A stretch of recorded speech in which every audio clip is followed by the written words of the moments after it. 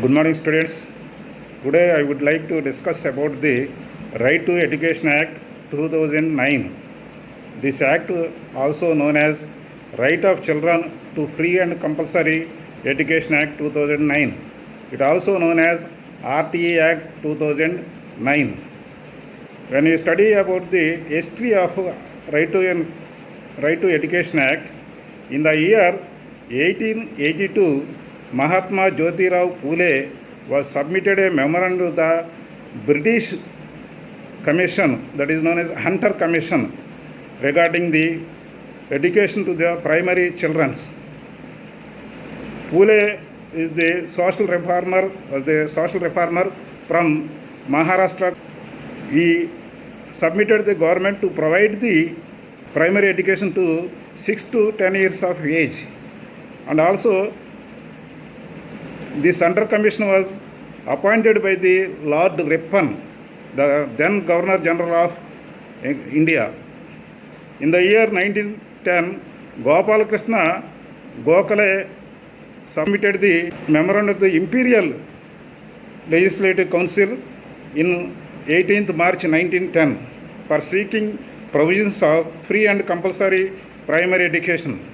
But this resolution was dissolved in the council. After a constitution came into force, Article 45 of the Indian Constitution discuss about the states that free and compulsory primary education to the children at the age of 6 to 14 years, irrespective of this. It is a directive principles of state policy. This directive principles of state policy has no legal validity. Only it gives the directions to the governments, both the state government and the central government, to provide the education. It is a just guiding principle to the government. It also kept in the part 4th of the Indian Constitution. So part 4th of the Indian Constitution says that it comes under the directive principles. But in the year 2002, the Parliament passed the bill, Right to Education Bill, by the 86th Amendment of the Indian Constitution. But it was not came into force. After that, in the year 2009, 2nd July, the Cabinet was approved the Education Bill. On 20th July 2009, Rajya Sabha was passed the bill. On 4th August 2009, Lok Sabha was passed. It received the presidential assent and notified as law on 3rd September 2009. The Children Rights for and Compulsory Free and Compulsory Education Act. This law came into effect the whole of India except Jammu and Kashmir from 1st April 2009. The first time in the history of India, a law was brought into force by a speech of Prime Minister of India. In his speech, Manmohan Singh, Prime Minister of India, stated that we are committed to ensuring that all children, irrespective of gender and social category, have across access to education, an education that enables their acquire the skills, knowledge, values, and attitudes necessary to become responsible and acquire citizens, active citizens of India. And he said, I read under the dim lights of kerosene lamp. I am what I am, but totally because of education. So I want that the light of education should reach to all. The structure of the education, Right to Education is published authority, Ministry of Law and Justice. It was published by the Government of India Press. It consists of 13 pages, total 7 chapters and 1 schedule. Total it discusses the 38 points. The RTA Act provisions, the provisions of the RTA Right to Information Act, Right to Education Act 2009. All children will have the free and compulsory elementary education. It clarifies the compulsory education means obligation of the appropriate government to provide free elementary education and ensure compulsory attendance and completion of elementary education to every child in the 6 to 14 age group.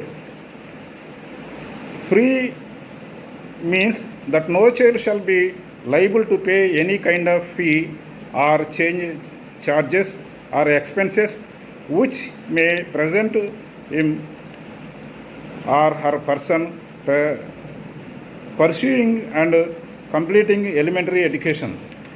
It specifies the duties and responsibilities of a appropriate government, local authority and parents in providing free and compulsory education and sharing of financial and other responsibilities between the central and state government. Enrolling of children in the school and monitoring of no dropouts is the responsibility of the government and parents.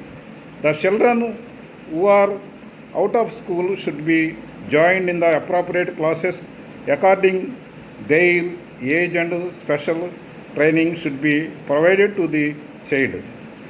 Children who joined in the particular class shall not be continued in the same class again and they should not be expelled from the school. Children should not be harassed. Children should not be harassed physically or mentally. If any committee, severe action will be initiated against those. Inspection of schools, construction of school buildings, teaching staff, learning equipment and essential infrastructure should be provided by the government. All the schools must be provided basic infrastructure facilities. All the schools should abide by the rules and regulations, standards mentioned in the Act. The schools which fail to maintain will lose their recognition.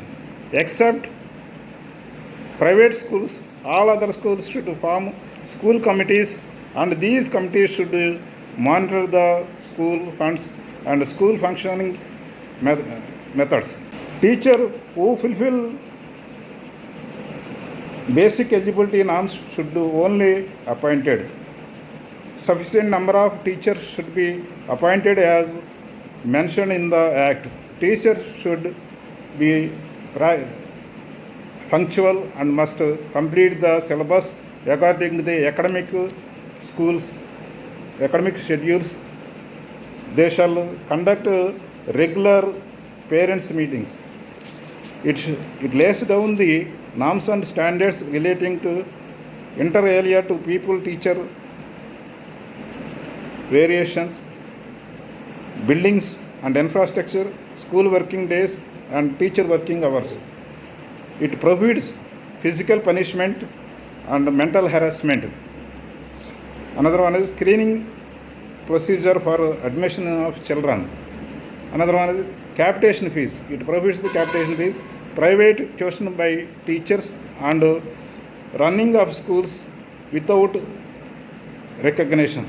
To maintain the functioning of this Act, state level child rights protection committee should be appointed.